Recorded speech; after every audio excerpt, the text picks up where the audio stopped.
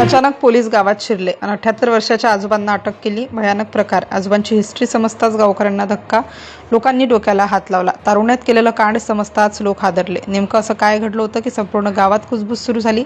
एवढ्या वयाच्या माणसाला पोलिसांनी पकडायला का आले होते? गावकऱ्यांच्या मनात एकच प्रश्न होता, इतक्या वर्षांनी अचानक हे प्रकरण कसं बाहेर आलं? लातूर जिल्ह्यातील उदगीर परिसरातील एका शांत गावात सगळं नेहमीप्रमाणे सुरू होतं. सकाळची वेळ, लोक आपापल्या कामात व्यस्त होते. कुणी शेताकडे जात होतं, कुणी चहाच्या टपरीवर गप्पा मारत होतं. अचानक गावाच्या रस्त्यावरून पोलिसांची गाडी आत शिरली आणि वातावरणात तणाव पसरला. गावात पोलिसांची गाडी दिसताच लोकांची पावलं थांबली. काहींनी घराबाहेर डोकावून पाहिलं तर काही जण थेट त्या गाडीच्या मागे जाऊ लागले. काय झालं, कोणाला पकडायला आले असे प्रश्न गावभर ऐकू येऊ लागले. पोलिसांची गाडी सरळ गावातील एका जुन्या घरासमोर जाऊन थांबली. त्या घरात राहणारे होते गणपती विठ्ठल वाघमोरे, वय तब्बल 78 वर्ष.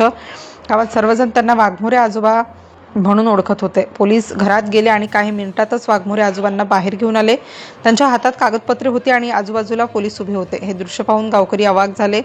आजोबांना अटक हा शब्द गावात वाऱ्यासारखा पसरला. एवढ्या वयाच्या माणसाला पोलीस का पकडत आहे त्याचं कुणालाच काही कळेना. काही गावकरी तर थेट पोलिसांना विचारू लागले. गावात आजोबांची प्रतिमा शांत आणि साध्या माणसाची होती.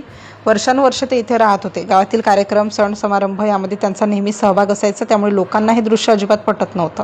काही लोकांनी सांगितलं की आजोबा तर नेहमी शेतात किंवा घरात असायचे. त्यांच्या विरोधात कधीही गावात वाद झाल्याचंही कुणी ऐकलं नव्हतं. त्यामुळे अचानक पोलिसांची कारवाई पाहून सगळेच गोंधळले. दरम्यान पोलिसांनी गावकऱ्यांना बाजूला राहण्यास सांगितलं. ते काही कागदपत्रांची खातरजमा करत होते. काही पोलीस घरात जाऊन पुन्हा बाहेर येत होते. वातावरण अधिकच गंभीर होत चाललं होतं. गावातील काही वयोवृद्ध लोक एकमेकांकडे पाहत होते, जणू त्यांना काहीतरी जुनं आठवत होतं, पण कोणीही स्पष्ट बोलायला तयार नव्हतं. काही तरुणांनी मोबाईल काढून व्हिडिओ काढायला सुरुवात केली. काही जण म्हणत होते, इतक्या वयाच्या माणसाला पोलीस का घेऊन जात आहे? तर काही जण म्हणत होते, काहीतरी मोठं प्रकरण आहे. पोलिसांनी वाघमोरे आजोबांना गाडीत बसवलं. ते शांत होते. त्यांच्या चेहऱ्यावर ना भीती होती ना घाई, जणू त्यांना सगळंच माहीत होतं आधीच. गावकऱ्यांनी पुन्हा एकदा पोलिसांना विचारलं, तेव्हा पोलिसांनी सांगितलेला घटनाक्रम ऐकताच सगळे स्तब्ध झाले. हे प्रकरण आजचं नव्हतं, ते खूप जुनं होतं. इतकं जुनं की गावातील अनेकांना ते आठवतही नव्हतं. ही घटना घडली होती तब्बल 6 दशकांपूर्वी. त्या काळात महाराष्ट्र कर्नाटक सीमेवर असलेल्या भागात एक चोरीची घटना घडली होती. कर्नाटक राज्यातील बिदर जिल्ह्यातील भालकी तालुक्यातील मेहकर गावात 25 एप्रिल 1965 रोजी एक चोरी झाली होती.